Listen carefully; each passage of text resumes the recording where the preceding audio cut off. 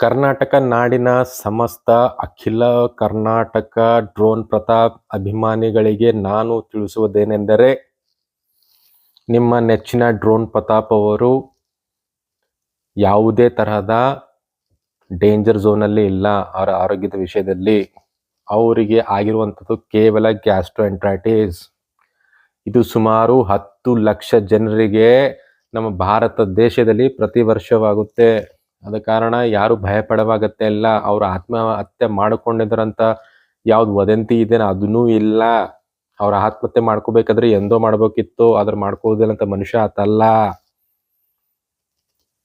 ಅದಕ್ಕಾಗಿ ನಿಮ್ಮೆಲ್ಲರಿಗೆ ನಾನು ಹೇಳೋದೇನೆಂದರೆ ಇಷ್ಟೇ ತಿಳ್ಕೊಳ್ಳಿ, ಕಾಮನ್ ಆಗಿ ಎಲ್ಲರಿಗೂ ಆಗುತ್ತೆ. ಆ ಒಂದು 2-3 ನಮ್ಮ ಒಂದು ಫ್ರೆಂಡ್ ಸರ್ಕಲ್ ಅಲ್ಲಿ ಆಗ್ತಾ ಇರುತ್ತೆ. ಅದು ಆ ಥರನೇ ಆಗಿದೆ ವಿನ ಬೇರೆ ಯಾವುದು ಆಗಿಲ್ಲ. ದಯಮಾಡಿ ಬಿಗ್ ಬಾಸ್ ಬೆಳಗಾದವರಿಗೂ ನಾನು